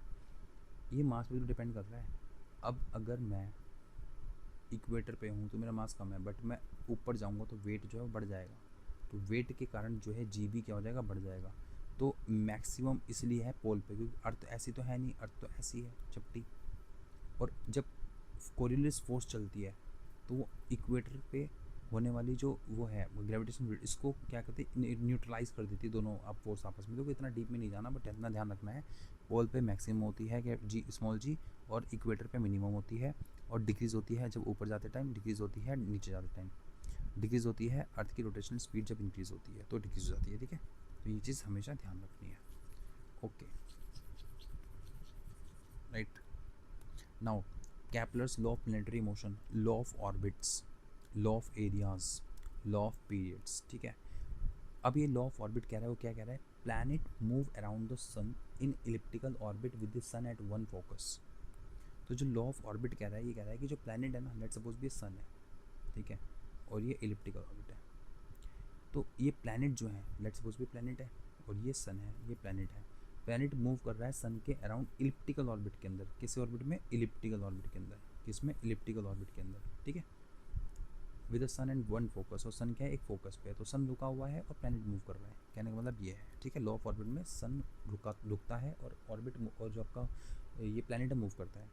अब law of areas, a line segment joining a planet and the sun sweeps out equal areas during equal interval of time. ये कह रहा है कि इक्वल इंटरवल ऑफ टाइम में इक्वल एरिया जो है वो आपका स्विप आउट होगा। कहने का मतलब ये है, linear speed is faster when closer to sun. Sun के जब क्लोज होगा, लेट सपोज भी ये सन है, इलेक्ट्रिक ऑर्बिट है, अब मान लो ये कोई प्लैनेट है, तो यहाँ का डिस्टेंस इससे कम है, ठीक है, और यहाँ का डिस्टेंस से ज़्यादा है। तो जब ये कम डिस्टेंस, अब देखो यहाँ से यहाँ तक का डिस्टेंस इसे ट्रैवल करना है, ठीक है, यहाँ से यहाँ तक का डिस्टेंस ट्रैवल करना है इस प्लैनेट को, और एक है यहाँ से यहाँ तक का करना डिस्टेंस ट्रैवल। ठीक है, तो मैं एक बार अच्छे से बता देता हूँ इसको, लॉ ऑफ एरियाज को क्या कह रहा है ये। तो कहने का मतलब सिंपल सा इतना है कि अगर मैं ये बना दूँ और मैं यहाँ सन को इधर कर दूँ, तो ये जो डिस्टेंस है, प्लैनेट, ये प्लैनेट है, ये सन है, प्लैनेट से सन का डिस्टेंस जो है वो आपका स्मॉल आ रहा है, बट यहाँ से यहाँ तक का डिस्टेंस जो है वो आपका कैपिटल आ रहा है, बड़ा दिख रहा है ना, कैपिटल आ रहा है। अब ये कह रहा है कि जो ये डिस्टेंस ट्रैवल किया है यहाँ से तक का, ये इसको जो टाइम लगेगा कवर करने में, और जो इसको टाइम लगेगा वो सेम लगेगा। सन से दूर होने पे ये धीरे धीरे ट्रैवल करेगा, प्लैनेट धीरे धीरे ट्रैवल करेगा, लेकिन जैसे ही सन के पास आएगा प्लैनेट जो है वो तेज़ी से ट्रैवल करेगा। तो ये कह रहा है कि a line segment joining a planet, a line segment joining a planet, ठीक है, and the sun sweep out equal areas, sun sweep out equal areas during equal interval of time. तो equal area, area is equals to में time, तो equal area is equals to में equal time. Law of period क्या है, square of time is proportional to cube of semi major axis, T की power square and are की power cube. ठीक है, are की क्यूब। तो ये कह रहा है कि लॉ ऑफ पीरियड कह रहा है स्क्वायर ऑफ टाइम पीरियड जो टी है वो प्रोपोर्शनल है किसके, cube of major axis R के। ठीक है, T square is direct proportional to R के क्यूब, ये कह रहा है। ठीक है, तो लॉ ऑफ पीरियड क्या बोल रहा है, T square direct proportional to किसके, आर के क्यूब के, राइट। देखो ये सेंटर है, ग्रेविटेशनल फील्ड जीरो है, यहाँ पे इक्वेटर पे जीरो होती है, या पोल पे मैक्सिमम होगी स्मॉल जी। ये देखो ये आपका यहाँ पे सन है और ये प्लैनेट, इसकी डिस्टेंस कम है यहाँ से, बहुत तेज़ी से मूव करेगा, ठीक है, और यहाँ पे स्लो मूव करेगा। तो जो टी स्क्वायर है वो डायरेक्ट मूव इसके आर की क्यूब के, ठीक है। Variation of acceleration due to gravity on earth and Kepler's law of planetary orbits, ये क्या हो गया पूरा, ठीक है। ओके, प्रॉपर्टीज़ ऑफ मैटर की बात करते हैं, सरफेस टेंशन की बात करेंगे, विस्कोसिटी की बात करेंगे, कैपिलरिटी की बात करेंगे, इलास्टिसिटी की बात करेंगे, राइट। तो चलो बात करते हैं। Fluid dynamics and molecular properties generate high reading direct questions setups regarding temperature and dependence, ठीक है भाई, देख लेते हैं आगे क्या है। सबसे पहले कह रहा है सरफेस टेंशन कैपिलरिटी, ठीक है, सरफेस टेंशन की बात कर रहा है और कैपिलरिटी की बात कर रहा है। सरफेस टेंशन होता क्या है, टेंशन तो बहुत है लेकिन सरफेस टेंशन वाली क्या है बात इसमें। Property of a liquid, actual में ये लिक्विड की प्रॉपर्टी है। तो पहले बात ये, जो सरफेस टेंशन वाली प्रॉपर्टी है ना, वो लिक्विड की प्रॉपर्टी है, by virtue of which it's free surface, इसका सरफेस बिहेव करता है स्ट्रेच्ड इलास्टिक मेम्ब्रेन की तरह, ट्राई करता है मिनिमाइज करने के लिए सरफेस एरिया को। तो लेट्स सपोज भी एक हमने ये इस तरीके से यहाँ पे वेसल ले लिया, ठीक है, और इसमें हमने कुछ लिक्विड डाल दिया। अब लिक्विड की प्रॉपर्टी क्या है, ये जो मेम्ब्रेन है ना, वो अपने आप को संकोच करने की कोशिश करेगी, स्ट्रेच इलास्टिक मेम्ब्रेन करेगी, ये मिनिमाइज़ करने की ट्राई करेगी अपने सरफेस एरिया को। तो प्रॉपर्टी ऑफ लिक्विड क्या होती है कि वो मिनिमाइज़ करने की कोशिश करती है सरफेस एरिया को, ठीक है। जो सरफेस एरिया है उसको मिनिमाइज़ करने की प्रॉपर्टी किसकी होती है, प्रॉपर्टी ऑफ लिक्विड की होती है, ठीक है। It's free surface behave like, इसकी जो फ्री सरफेस है वो बिहेव करता है स्ट्रेच इलास्टिक मेम्ब्रेन की तरह, कि ताकि वो मिनिमाइज़ कर सके अपने सरफेस एरिया को, ठीक है। इतना हो गया। दोबारा थोड़ा देसी भाषा में समझा देता हूँ क्या है। आपने चाय देखी है, चाय जो गर्म चाय होती है उस पर एक पपड़ी जम जाती है ना, पपड़ी जम जाती है और खिंचाव के कारण बनती है, क्योंकि प्रॉपर्टी होती है एक सरफेस एरिया की लिक्विड की, कि वो अपने आप को लाइक जो सरफेस एरिया वो मिनिमाइज रखे, उसकी प्रॉपर्टी, किसकी प्रॉपर्टी है, प्रॉपर्टी लिक्विड की। बस इतना जानना है, सरफेस टेंशन वही होती है। क्या फॉर्मूला है, टेंशन का फॉर्मूला है फोर्स अपॉन में लेंथ, ठीक है। टेंशन का फॉर्मूला क्या है, फोर्स अपॉन में लेंथ। फोर्स अपॉन मतलब फोर्स क्या, कि भैया कितना प्रेशर पड़ रहा है, फोर्स कितना और किस लेंथ पे पड़ रहा है। अब अगर लेंथ ज़्यादा है तो फोर्स हो जाएगी कम, और फोर्स अगर कम है तो लेंथ हो जाएगी ज़्यादा, ये तो पता ही होगा। Cohesive force drive this phenomena, और कौन सी फोर्स लगती है यहाँ पे, कोहेसिव फोर्स लगती है, ठीक है। कौन सी फोर्स लगती है, कोहेसिव फोर्स। चलो एक एग्जाम, चलो एक होमवर्क देता हूँ। एक होती है एडेसिव फोर्स, एक होती है एडेसिव फोर्स, एक होती है कोहेसिव फोर्स। इसमें डिफरेंस देखो जल्दी, अभी जब भी लेक्चर देख रहे हो उसमें तुरंत डिफरेंस देखो कि फ़ोन में क्या डिफरेंस है, ठीक है। और जो फेविकोल होता है, जो फेविकोल होता है उसको देखो, वो किस प्रॉपर्टी पे काम करता है, एडेसिव है या कोहेसिव है। या जो फेविक्विक है वो किस पे काम करती है, एडेसिव है या फिर कोहेसिव है, देखना, ठीक है। एडेसिव एंड कोहेसिव देखना, okay. This is a homework for you. Now temperature effect, surface tension decrease as temperature increase. भाई टेम्परेचर जितना ज़्यादा इंक्रीज करेगा सरफेस टेंशन उतनी ज़्यादा क्या हो जाएगी, डिक्रीज कर जाएगी, ठीक है। क्योंकि देखो टेम्परेचर इज इक्वल्स टू में फोर्स अपॉन में लेंथ, राइट। सॉरी ये टेंशन है, टेम्परेचर नहीं है, कभी ध्यान रखो। तो टेम्परेचर का इफेक्ट क्या है सरफेस टेंशन पे, तो जैसे टेम्परेचर डिक्रीज़ होगा, टेम्परेचर जो है वो क्या है, इन्वर्सली प्रोपोर्शनल है किसके, सरफेस टेंशन के। तो जितना टेम्परेचर इंक्रीज होगा उतने सरफेस टेंशन डिक्रीज हो जाएगा। Surface tension decrease as temperature increase, तो जितना टेम्परेचर इंक्रीज होगा उतना सरफेस टेंशन क्या हो जाएगा, डिक्रीज हो जाएगा। ऐसा वाला है इनका, ऐसा वाला रिलेशन है कि टेंशन इज इक्वल्स टू में टेम्परेचर, टेम्परेचर बढ़ेगा टेंशन घट जाएगा, और टेम्परेचर घटेगा टेंशन बढ़ जाएगा, ठीक है, okay. Now capillarity, phenomena of rise और depressed of liquid in a narrow tube, ठीक है भाई। एक ऐसा फिनोमिना जिसमें बढ़ेगी कुछ चीज़ और डिप्रेशन होगा लिक्विड का, एक नैरो ट्यूब के अंदर, एक पर्टिकुलर नैरो ट्यूब है, इस ट्यूब में जो लिक्विड है उसका बढ़ना और डिप्रेस होना, ठीक है। उस प्रॉपर्टी को क्या बोलते हैं, फिनोमिना को क्या बोलते हैं, कैपिलरिटी, ठीक है। ड्रिवन बाय रिलेटिव स्ट्रेंथ, किसके द्वारा ड्राइव की जाती है? रिलेटिव स्ट्रेंथ के द्वारा, किसकी? कोहेसिव एंड एडहेसिव फोर्स की। तो जो कैपिलरिटी वाला एक्शन है ना, वो टोटली डिपेंड करता है स्ट्रेंथ पे, किसकी? कोहेसिव एंड एडहेसिव फोर्स की, ठीक है। वाटर राइजिंग ग्लास, जैसे पानी ग्लास के अंदर बढ़ रहा है तो कॉनकेव मेनिकस, ठीक है। Mercury get depressed concave convex meniscus, ये भी इंपॉर्टेंट आपको देखने को मिलेगा आपको।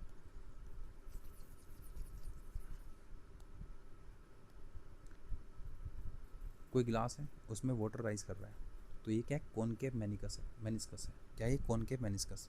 लेकिन मरकरी आपने देखी है थर्मामीटर, जो वैसा वाला होता है, नहीं नंबर वाला नहीं, नॉर्मल वाला, उसमें लाइक टेम्परेचर पे लगाओ, एंड वो जो मरकरी है वो क्या है कि डिप्रेस्ड कॉन्वेक्स मेनिकस, मेनिस्कस, ठीक है, कॉन्वेक्स मेनिस्कस।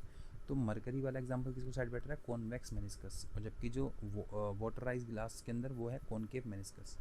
देखो, कॉनकेव मेनिस्कस, कॉन्वेक्स मेनिस्कस। जब कभी भी आप लाइट सपोज भी ग्लास ले लिया आपने, पानी ले लिया, तो पानी का ऐसे कुछ होगा, इस तरीके से पानी होगा, इस तरीके से ऐसे पानी होगा, ऐसे कॉनकेव मेनिस्कस कहलाएगा। बट अगर हम मरकरी की बात करें तो ये मरकरी जो है वो इस टाइप पे होगी, तो ये कॉन्वेक्स मेनिस्कस है, ठीक है। तो ये हो गया वाटर और ये हो गया mercury, right, okay. Daily life application में क्या है? रेन ड्रॉप आर स्फेरिकल, बिल्कुल भाई, rain drop spherical. Rain drop ऐसी क्यों होती है? रेन ड्रॉप ऐसी क्यों नहीं जाती? रेन ड्रॉप ऐसी क्यों नहीं जाती? रेन ड्रॉप ऐसी क्यों नहीं जाती? रेन ड्रॉप हमेशा ऐसी रहते हैं, क्यों? क्योंकि due to surface tension minimising surface area, property पड़ी थी ना सरफेस टेंशन वाली, इसके कारण होती है। तो एक क्वेश्चन आ जाएगा यहाँ से, hot soup taste better because higher temperature lower the surface tension. जो हॉट सूप है ना, उसका टेस्ट अच्छा रहता है, क्यों? क्योंकि जो हाई टेम्परेचर है, क्योंकि हॉट सूप है, टेम्परेचर हाई है, टेम्परेचर हाई है तो सरफेस टेंशन कम है, ये अलाउ करता है स्प्रेड करने के लिए वाइडली ओवर द टंग, ठीक है। तो जो हमारी जैसे हम टेस्ट करते हैं ना, तो वो स्प्रेड हो जाता है वाइडली, बहुत ज़्यादा एरिया कवर कर लेता है, तो इसलिए हमें क्या लगता है? टेस्टी लगता है, राइट। तो टेम्परेचर ज़्यादा होगा, सरफेस टेंशन कम होगी, सरफेस टेंशन कम होगी तो खिंचाव कम होगा और वाइड एरिया होगा, और वाइड एरिया होगा तो हमारी जीभ पे पूरे पे टच होगा वो, इसलिए हमें टेस्टी लगता है। समझ में आई बात? इतनी पी के देख लेना तो पता लग जाएगा। Oil rise in a lamp wick and blotting paper absorb ink purely through capillary action. भाई एक ऐसा देखा है ना कि लाइक जैसे आपने इंक घेर दिया, थोड़ा सा पानी घेर दिया, यहाँ पे आपने कुछ पेपर लिया टुकड़ा और यहाँ पे बस टच कर दिया, तो देखा आपने ऐसे ऐसे करके ऊपर चढ़ जाता है अपने आप, इसे कहते हैं कैपिलरी एक्शन, कहते हैं कैपिलरी एक्शन। तो जैसे कि आप वो देखो लालटेन, लालटेन पहले चलती थी ना गाँव में इस तरीके से, और यहाँ पे ऐसे करके ऐसे होता था गोल गोल सा, और यहाँ पे पत्ती होती थी, और यहाँ पे लगाओ आग, उसके ऊपर शीशा रख दो, फिर ये ऑयल, तो ऑयल हम इसमें भर देते, ऑयल हमने इसमें भर दिया, लेकिन बत्ती तक वो ऑयल पहुँच रहा है, किसके कारण? कैपिलरी रिएक्शन के कारण हो रहा है, ठीक है। तो ये सब चीज़ें। अब आता है विस्कोसिटी एंड इलास्टिसिटी की बात कर लेते हैं। किसकी बात करते हैं? Viscosity and elasticity. विस्कोसिटी क्या है? Internal friction of a fluid that oppose relative motion between the its layers. तो यहाँ पे एक चीज़ जानने की ज़रूरत है बस, कि लेयर के बीच में होती है, ठीक है। विस्कोसिटी क्या होता है? लेयर्स के बीच में वाला कॉन्सेप्ट है। जैसे कि ये एक पानी की सरफेस है, नीचे ही पानी, ऊपर पानी, नीचे पानी, नीचे पानी, ऐसे करके तो लेयर है ना पानी की, तो एक पानी की लेयर और दूसरी पानी की लेयर के बीच में बात कर रहा है, ठीक है। ये एक पानी की लेयर होगी, ये दूसरी पानी की लेयर होगी, ये तो बीच में बात कर रहा है। तो ये जो इंटरनल फ्रिक्शन है, ये जो इंटरनल फ्रिक्शन है किसके बीच में? फ्लूइड के बीच में। तो ये एक ऊपर फ्लूइड हो गया, एक पानी की लेयर हो गई, दूसरी पानी की लेयर हो गई, तो बीच में जो फ्रिक्शन है, जो फ्लूइड है, वो अपोज करता है रिलेटिव मोशन को, ठीक है। क्या करेगा? अपोज करेगा रिलेटिव मोशन को बिटवीन इट्स लेयर, तो इसे बोलते हैं विस्कोसिटी। क्या बोलते हैं? Viscosity. It's a kind of friction force, ठीक है, it's a kind of friction force, ठीक है। टेम्परेचर का इफेक्ट पड़ेगा विस्कोसिटी पे, टेम्परेचर का क्या इफेक्ट पड़ेगा, ठीक है। Viscosity of liquid decrease with temperature rise. देखो, surface tension inversely proportional to temperature, viscosity inversely proportional to temperature, right. Temperature बढ़ेगा, विस्कोसिटी घट जाएगी लिक्विड की। Viscosity of gas increase with increase in temperature, ये बहुत ज़्यादा इंपॉर्टेंट है यार, ठीक है, बहुत ज़्यादा इंपॉर्टेंट है। कैसे इंपॉर्टेंट है? देखो, अगर मैं बात कर रहा हूँ किसके लिए? लिक्विड के लिए। अगर मैं लिक्विड के लिए बात कर रहा हूँ और मैं यहाँ बात कर रहा हूँ गैस के लिए, तो मैं लिक्विड की जब बात कर रहा हूँ ना, तो यहाँ पे मैं कह रहा हूँ कि जैसे टेम्परेचर बढ़ेगा वैसे लिक्विडिटी की जो विस्कोसिटी है वो घट जाएगी लिक्विड की। तो टेम्परेचर बढ़ने पे विस्कोसिटी लिक्विड की घट जा रही है, बट गैस के केस में अलग है, टेम्परेचर बढ़ेगा तो विस्कोसिटी ऑफ गैस भी क्या हो जाएगी? बढ़ जाएगी। ये डायरेक्ट प्रोपोर्शनल हो गया, यहाँ पे इनवर्स प्रोपोर्शनल हो गया, right. Viscosity of gas increase with increase in rise, temperature increase in rise, right. Terminal velocity of a falling sphere in a viscous fluid is govern by stock loss. ठीक है, तो जो terminal velocity होती है falling sphere की एक viscous fluid के अंदर, वो गवर्न की जाती है स्टॉक लॉस के द्वारा। थोड़ा रट्टा मार लो यहाँ पे यार, ठीक है, मतलब ऐसा नहीं है समझ जाऊँगा नहीं, but it's take time right something.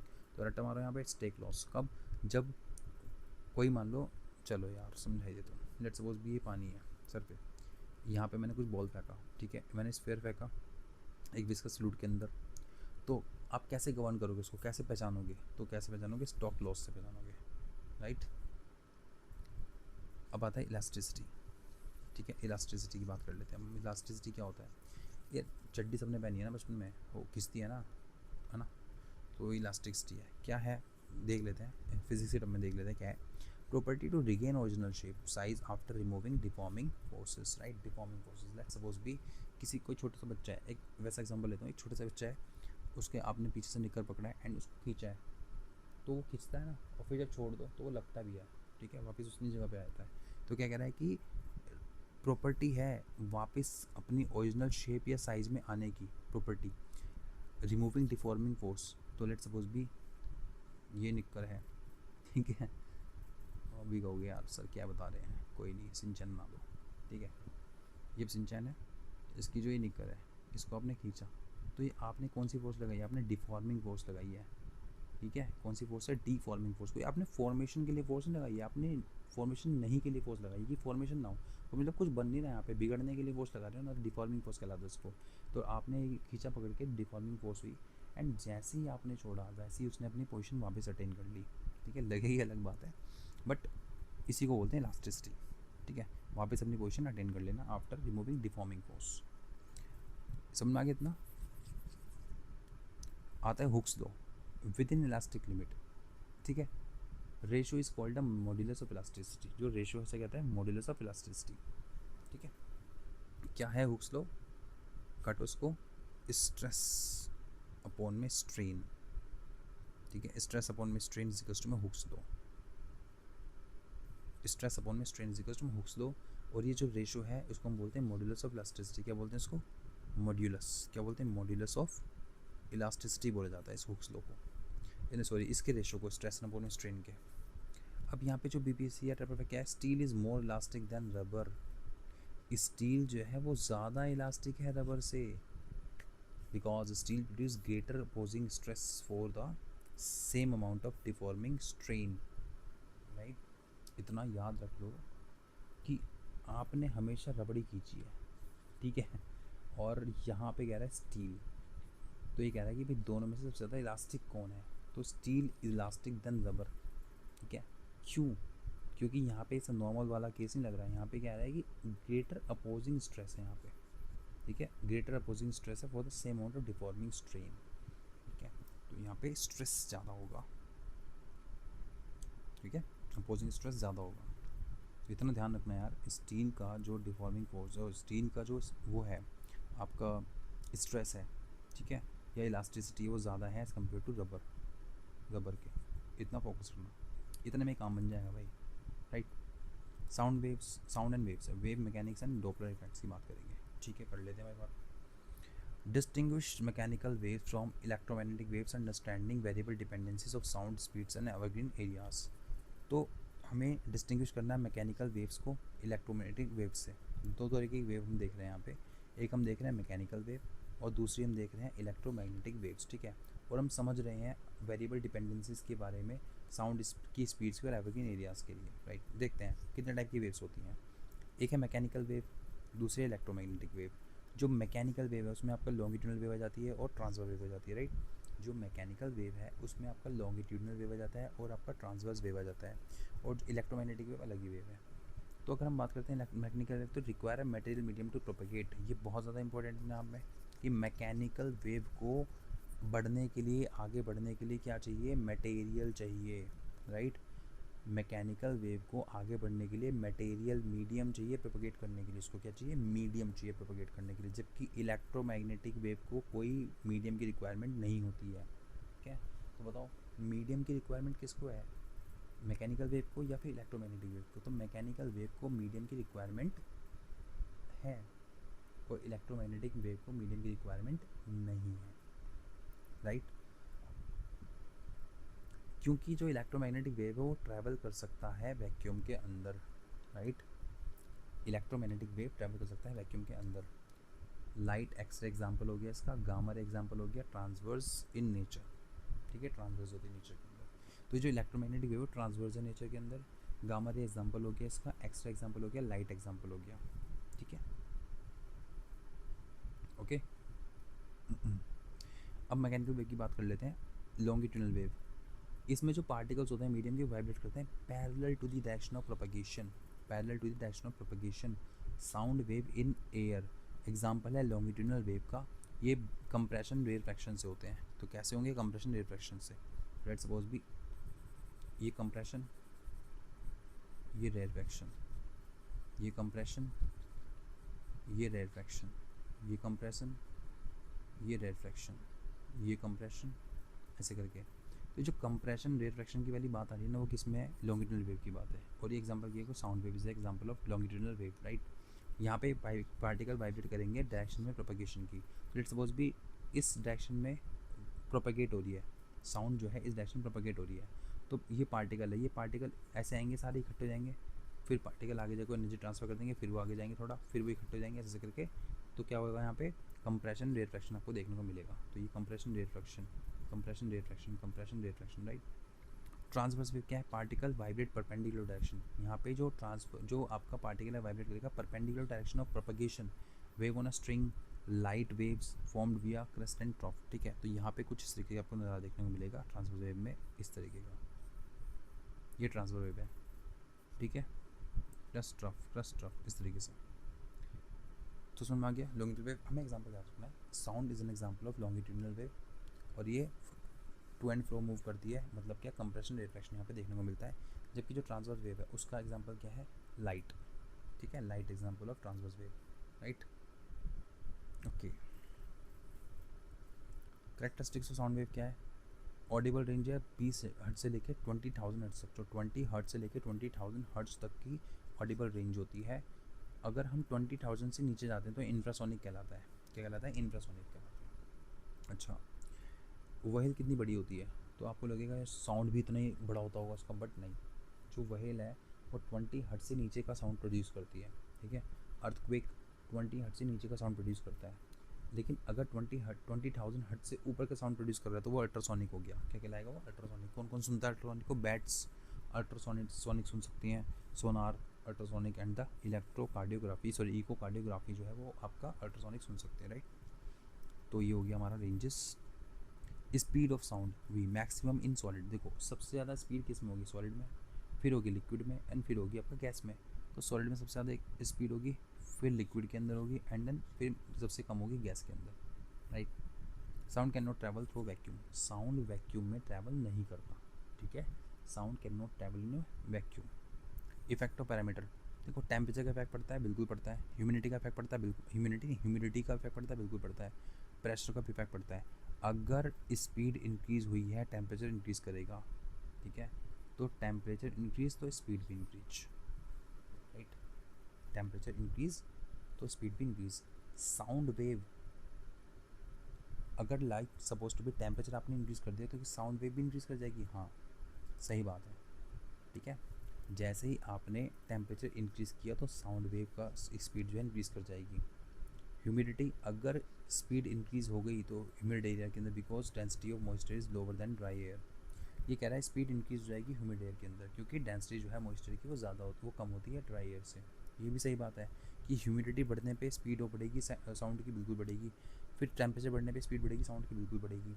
फिर प्रेशर बढ़ने पे क्या बढ़ेगी, कोई इफेक्ट नहीं होगा, ठीक है। ये इंपॉर्टेंट है अपने नाम में, कोई इफेक्ट नहीं होगा प्रेशर बढ़ने घटने पे, sound of speed temperature is constant. Let's suppose temperature आप छेड़ नहीं रहे, टेम्परेचर आप जैसा है वैसे ही रख रहे हो, आप प्रेशर बढ़ा रहे हो तो स्पीड जो है साउंड की वो कुछ चेंज नहीं आएगा।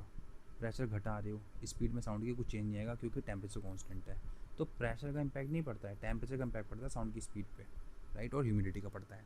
और ह्यूमिडिटी और प्रेशर दोनों का इम्पैक्ट इस तरीके से पड़ रहा है कि दोनों चीज़ बढ़ेंगी तो साउंड की स्पीड भी बढ़ जाएगी, ठीक है। ये हो गया Doppler effect. apparent change in frequency of wave due to relative motion between source of the waves and its observer। तो डॉपलर इफेक्ट क्या है, एपरेंट चेंज दिखाई दे रहा है फ्रीक्वेंसी ऑफ वेव के अंदर। तो apparent change in frequency of wave due to relative motion between the source of wave and its observer. देखते हैं क्या है, जब सोर्स और ऑब्जर्वर मूव करता है क्लोजर, एपरेंट फ्रीक्वेंसी इंक्रीज करेगी, पिच ऑफ साउंड हाई हो जाएगा।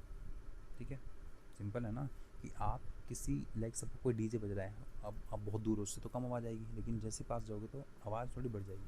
तो ये कह रहा है ये जो एपरेंट चेंज है फ्रीक्वेंसी के अंदर वेव की, वो रिलेटिव मोशन के कारण source of the wave and observer के कारण होती है। ठीक है, तो यहाँ पे जो वेव की सोर्स है like DJ and observer like you, तो जैसे आप इसके पास जाओगे तो बढ़ जाएगी। जब सोर्स ऑब्जर्वर मूव करते हैं क्लोजर, लेट्स सपोज भी ये सोर्स है डीजे और ये ऑब्जर्वर है आप, ये दोनों एक दूसरे के पास आ रहे हो, तो क्या होगा, फ्रिक्वेंटली इंक्रीज कर जाएगी फ्रीक्वेंसी, पिच साउंड हाई हो जाएगा। बट जब source observer move apart, source दूर जा रहा है इधर, डीजे इधर जा रहा है और आप इधर जा रहे हो, तो कर रहे हो अपेरेंटली फ्रीक्वेंसी डिक्रीज हो जाएगी, तो पिच साउंड लोअर हो जाएगा। राइट, बड़ा ईजी सा कॉन्सेप्ट है। हीट एंड थर्मोडायनेमिक्स की बात कर लेते हैं। Temperature inter conversion and modes of heat transfer R tested in core engineering observational scenarios. ठीक है भैया, पहला टेम्परेचर स्केल इंटर कन्वर्जन कैसे होता है, standard benchmark mathematical equation two convert between Celsius, Fahrenheit, kelvin, Celsius. देखो हम अपना बुखार नापते हैं सेल्सियस में, ठीक है, बट कितने डिग्री सेल्सियस टेम्परेचर है, बुखार तो वैसे तो फ़ारेनहाइट में नपता है। ठीक है, बुखार किस में नपता है, फ़ारेनहाइट में नपता है। तो सेल्सियस में हम टेम्परेचर, रूम टेम्परेचर सेल्सियस में नापते हैं हम। ठीक है, फिर केल्विन स्केल्स भी हम यूज़ कर लेते हैं। ठीक है,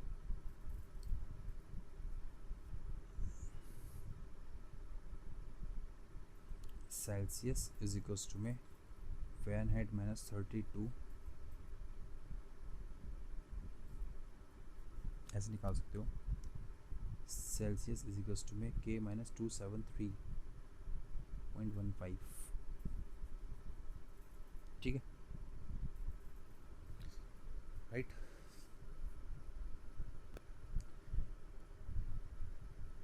अगर आपको फ़ारेनहाइट से सेल्सियस में जाना है, ठीक है, अगर आपको फ़ारेनहाइट से सेल्सियस में जाना है तो आपको फॉर्मूला लगाना पड़ेगा, फ़ारेनहाइट इज इक्वल्स टू में 9/5 डिग्री सेल्सियस प्लस 32। ठीक है, ये फॉर्मूला लगाना पड़ेगा। तो जब आपको फ़ारेनहाइट से सेल्सियस में जाना है तो आपको F इज इक्वल्स टू में 9/5 डिग्री सेल्सियस प्लस 32 देखना पड़ेगा। राइट, और अगर आपको उल्टा जाना है तो आप उल्टा भी कर सकते हो, ये सब इधर आ जाएगा, माइनस में आ जाएगा ये। ठीक है, ओके,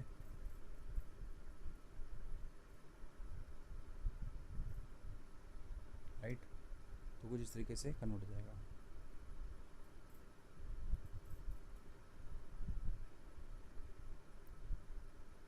चलो इतना हो गया। यार एक जगह लिख ही लो ना, एक जगह लिख ही लो, कहाँ है, कुछ पेज वगैरह नहीं है। हाँ ये रहा।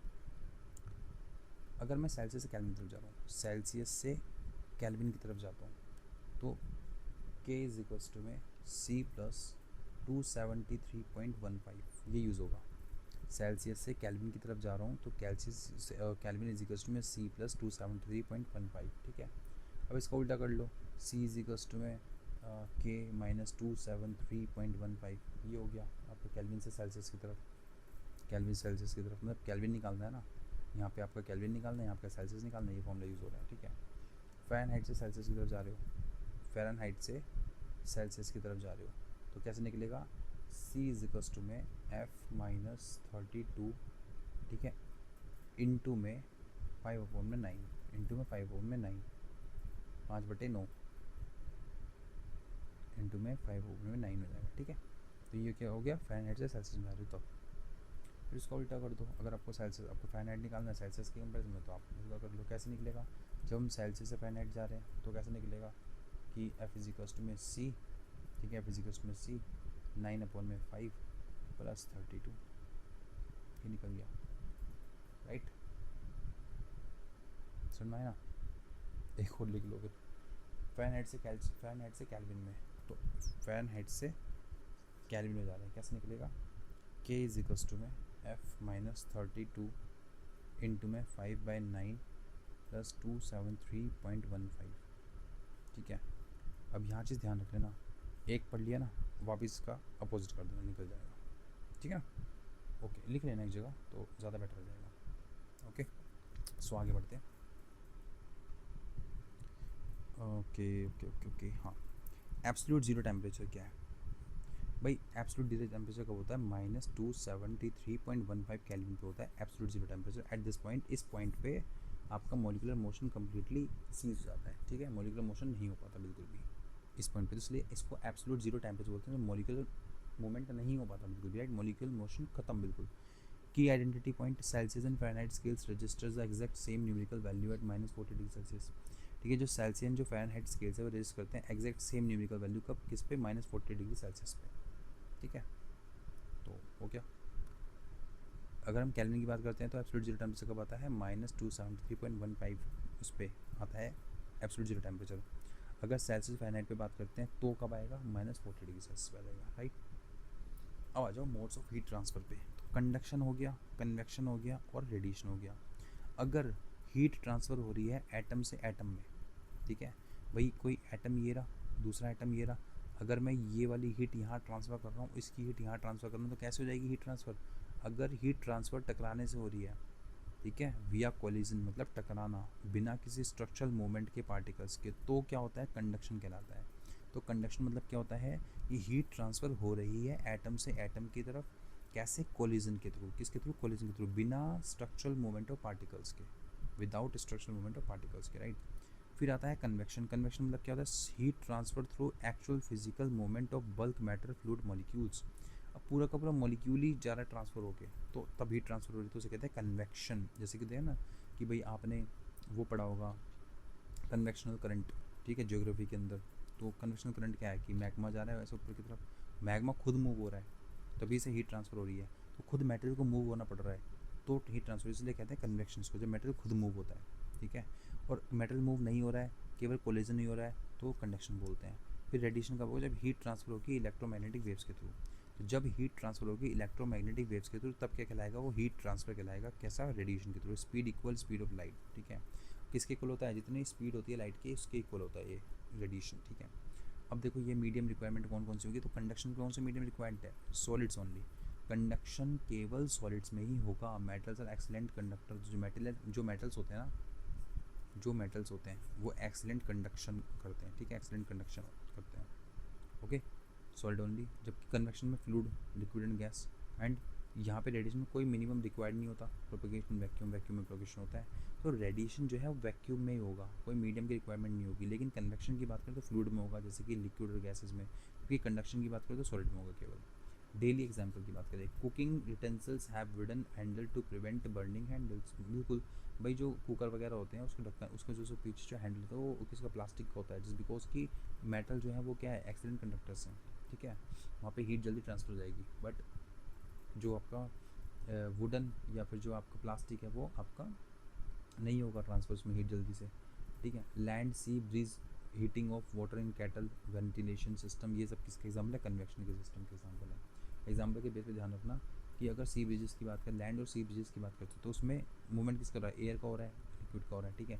Heating of water in cattle, cattle के अंदर वाटर का हीट होना, वो भी आपका कन्वेक्शन कहलाता है। नीचे वाला पानी गर्म होता है, ऊपर आता है, फिर ऊपर वाला पानी ठंडा तो नीचे आ जाता है, समथिंग ऐसा करके।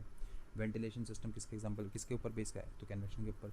अब सोलर थर्मल एनर्जी रीचिंग अर्थ, जो सोलर थर्मल एनर्जी है वो रीच कर रही है अर्थ पे आ रही है, इसका एग्जाम्पल है, रेडिएशन का एग्जाम्पल है। और वार्म फेल्ट नियर है बोन फायर, जो बोन फायर है वहाँ पे जो आपको फियर होता है, मतलब आपको गर्मी फील होती है ना वहाँ पे, तो वो किसकी वजह से है? रेडिएशन की वजह से है, ठीक है। तो लेट सपोज भी बोन फायर यहाँ पे कर रखा है, आप यहाँ बैठे हो तो हीट फील हो रही है, वो रेडिएशन की वजह से हो रही है, राइट। चलो नेक्स्ट पे जंप करते हैं, ठीक है।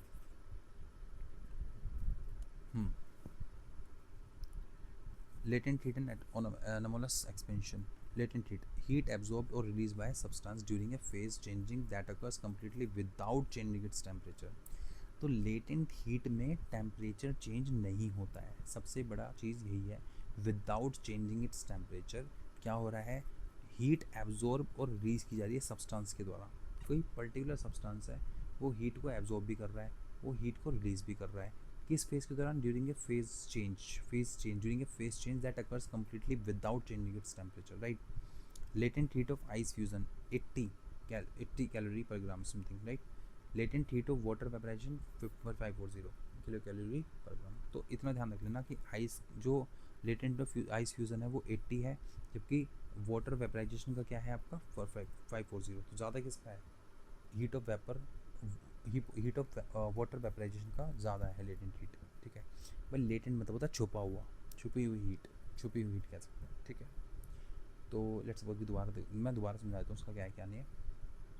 कोई पर्टिकुलर सब्सटेंस है, वो या तो हीट रिलीज़ कर रहा है, वह ये या तो हीट वो एब्जॉर्ब कर रहा है, तो या तो रिलीज़ कर रहा है या एब्जॉर्ब कर रहा है। ठीक है, इस फेज़ के दौरान, इसके दौरान ड्यूरिंग अ फेज चेंज के दौरान, अब लेट्स सपोज भी ये सॉलिड है, ये लिक्विड है, ये गैस है, फेज चेंज हो रहा है मतलब सॉलिड से लिक्विड की तरफ चीज़ें जा रही हैं।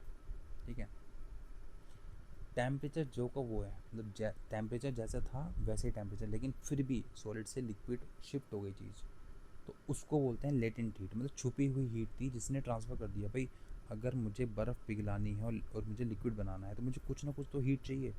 बट मैं कहूँ कि यहाँ टेम्परेचर 50 डिग्री सेल्सियस, यहाँ पे टेम्परेचर 50 डिग्री सेल्सियस, लेकिन टेम्परेचर तो बढ़ा ही नहीं, तो ये कैसे चले गया, फिर ये कैसे शिफ्ट हो गया इधर से उधर। तो कुछ ना कुछ तो टेम्परेचर था जिसने इसको इधर से इधर शिफ्ट कर दिया, तो इसको छुपे हुए टेम्परेचर को बोलते हैं लेटेंट हीट। क्या बोलते हैं, लेटेंट हीट, राइट। तो latent heat of ice fusion किसका है, 80 है, जबकि latent heat of water vaporisation ज़्यादा है। तो वाटर के वेपर का लेटेंट हीट 540 है, जबकि आइस का है वो 80 है। एप्लीकेशन की बात करते हैं। Steam burn are significantly more severe than boiling water burns at the exact same temperature. ठीक है भाई, जो अब क्या कहते हैं ना कि भाप से ज़्यादा जल जाता है बंदा। ठीक है, भाप से ज़्यादा जल जाता है as compare to boiling water से। अगर किसी को भाप लग गई तो वो ज़्यादा जल जाएगा as compare to boiling water, क्योंकि वेपरेशन का क्या लेटेंट हीट 540, जबकि उसका कम होगा। Application steam burn are significant more severe than boiling water burns at the exact same temperature because steam hold extra latent heat of vaporization. जो steam है उसके पास extra latent heat of vaporization होता है, right. Anomalous expansion of water, generally substance expand upon heating. भाई अगर हम किसी चीज़ को हीट करेंगे तो वो एक्सपेंड होगा, ठीक है, बट लोअरिंग डेंसिटी, उसकी डेंसिटी कम हो जाएगी। However, water show a unique anomaly when heated from 0 degree Celsius to 4 degree Celsius, its volume contract। तो ये क्या कह रहा है कि कोई भी दुनिया का सब्सटेंस डालो, उसको गर्म करो, उसको गर्म करने के बाद आप क्या पाओगे कि एक्सपेंड हो रहा है वो। भाई जब किसी को जलते तवे पे बैठा दोगे उछलेगा ना, अब एक्सपेंड होगा। तो हर चीज़ ऐसी होनी चाहिए, एक्सटेंड होनी चाहिए, एक्सपेंड होनी चाहिए, उसकी डेंसिटी कम हो जानी चाहिए। ठीक है, डेंसिटी क्या हो जानी चाहिए, कम हो जानी चाहिए। लेकिन जो वाटर के साथ ऐसा नहीं होता। वाटर की प्रॉपर्टी यहाँ पे यूनिक एनोमली है वाटर के साथ। कैसे, ये कह रहा है कि अगर मैं 0 से लेके 4 डिग्री सेल्सियस तक उसको हीट करता हूँ वाटर को, तो वो एक्सपेंड नहीं होता, वो कॉन्ट्रैक्ट होता है। क्या होता है वाटर, कॉन्ट्रैक्ट। कब से कब तक, ओनली 0 से लेके 4 डिग्री सेल्सियस तक, right. Therefore water exhibit maximum density at 4 degree Celsius. इसीलिए जो वाटर है वह एग्जिबिट करता है मैक्सिमम डेंसिटी के साथ 4 डिग्री सेल्सियस, क्योंकि उसके बाद तो कम होगी। तो 0 से लेके 4 degree Celsius and then 5 degree, then 6 degree, लेकिन मैक्सिमम डेंसिटी वाटर की कहाँ पर होगी, 4 डिग्री सेल्सियस पे, राइट। इकोलॉजिकल बून क्या है, ड्यूरिंग हार्श विंटर के दौरान top layer of lake freeze हो जाती है आइस के अंदर। बिल्कुल देखा नहीं है, मतलब वीडियोस वगैरह आती हैं, उसमें लेक है पूरी, जो ऊपर की लेयर है वो फ्रीज हो गई, उसमें आइस जम गई, बट बॉटम वाटर जो है वो लिक्विड है। नीचे का पानी लिक्विड होता है, ऊपर का जो सरफेस होता है वो आइस बन जाता है। ठीक है, ये कब होता है, ये liquid at 4 degree Celsius, reserving aquatic life underneath. और ये कैसे, ये क्या करता है, ये जो एक्वेटिक लाइफ है उसको बचा के रखता है, उसको प्रिवेंट करता है। ठीक है, तो अब देख लो, ये खुद देखो, यहाँ पे 0 डिग्री सेल्सियस पे आइस शीट हो गई, बट यहाँ पे फिर भी water at 4 degree Celsius maximum density के साथ अभी भी अवेलेबल है यहाँ पे। जैसे कि जो मछली वगैरह हैं, जो एक्वेटिक लाइफ है बची हुई है, पानी चाहिए उनको, आइस हो गई तो जम जाएंगे ना नीचे। Ecological protection we water density at 4 degree Celsius, structure layout of conduction, convection, condensation. ठीक है, ये आपको बता दिया मैंने। एंड ये आपका भी पार्ट 1 जो है साइंस का, फिजिक्स का लेक्चर वो कंप्लीट हो चुका है, पार्ट 1। पार्ट 2 में मिलते हैं। ठीक है, ज़्यादा रहता है, थोड़ा सा रहता है। एंड मेक श्योर कि अच्छे से रिवाइज करो इसको, so that you take maximum benefit from this, right. And for you, so guys, बस यार please please please please please जब देख लो तो लाइक एंड सब्सक्राइब प्लीज़ जरूर करना, और शेयर तो करना भूलना ही मत। ओके, तो bye, take care, good night.